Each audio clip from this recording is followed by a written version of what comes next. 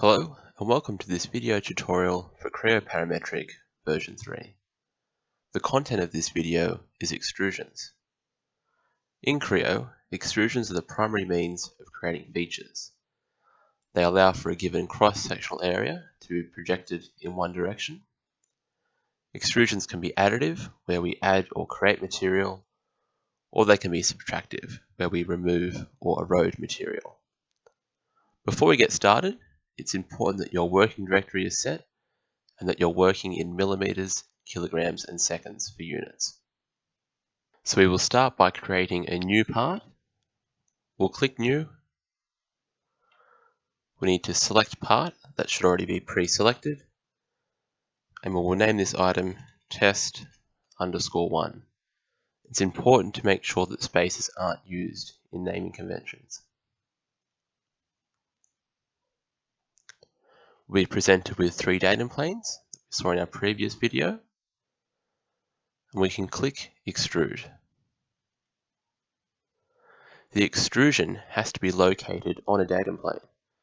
So we can click Placement, Define, and we'll just click this top datum plane.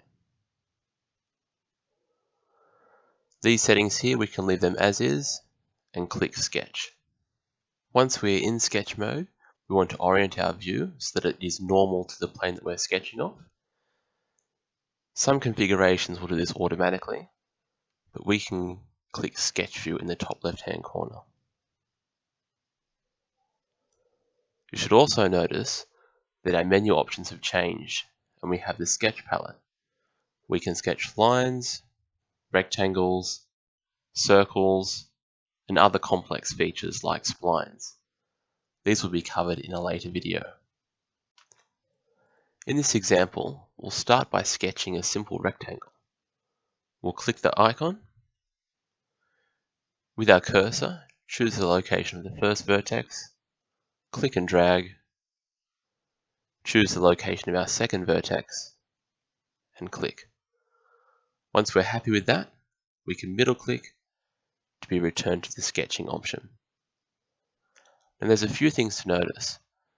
The first is that the rectangle is shaded yellow. This means the section is complete and can be extruded. If the part wasn't shaded yellow, it would have to be fully enclosed before we can extrude it. The second thing to notice is that Creo has given us these dimensions in light blue. These are what's known as weak dimensions.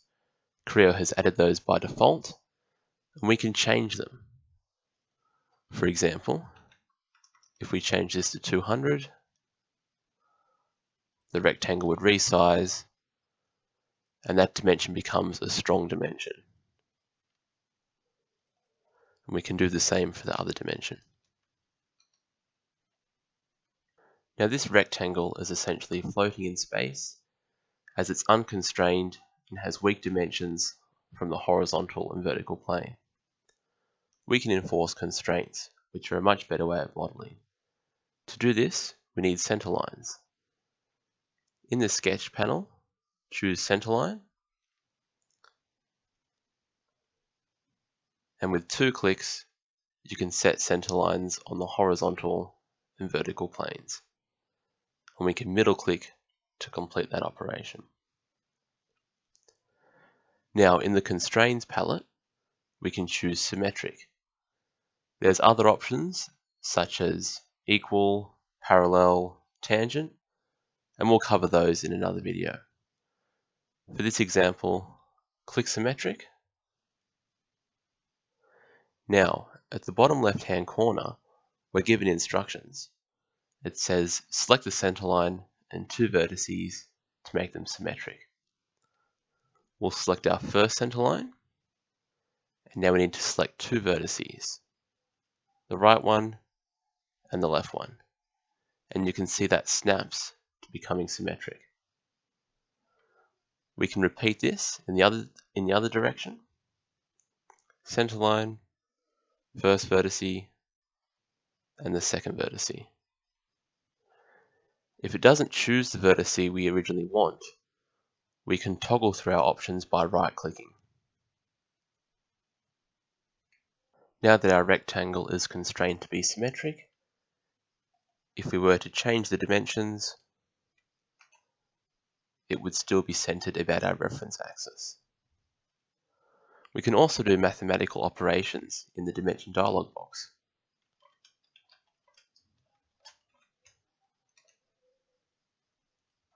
And as a final note, these small blue arrows are an indicator that we are symmetric. They're pointing towards the middle center line.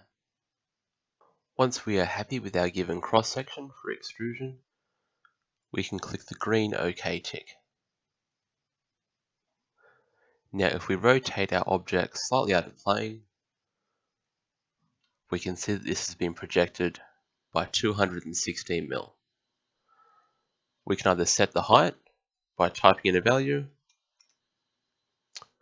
or we could change the white tab slider.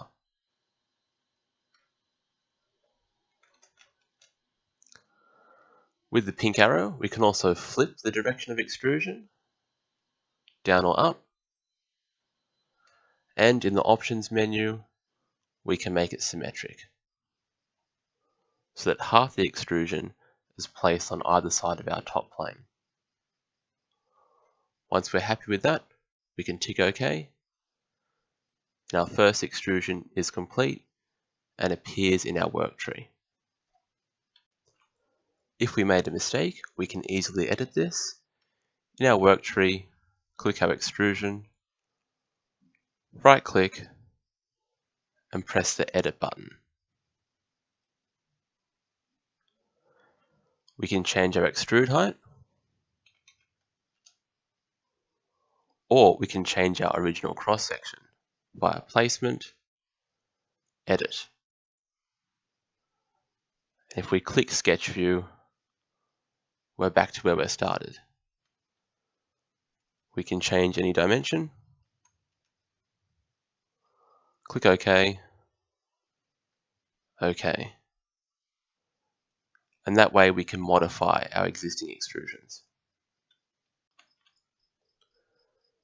Now that we have one feature, we can make more extrusions of the first one by clicking extrude, placement, and instead of using the existing datum plane, we can click the top surface of our first extrusion and click sketch. We can then center this view. If we were to sketch another item, like a rectangle, for example, presently it would have no reference of existing geometry. So even though those edges might look aligned, if we zoom in,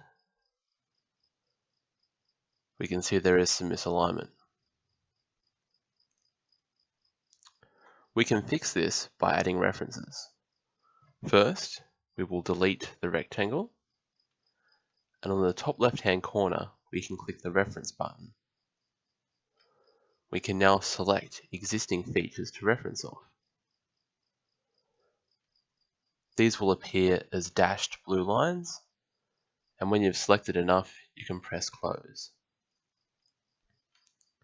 You can now draw features, and Creo will automatically snap to these references, like so. We can then click OK and OK.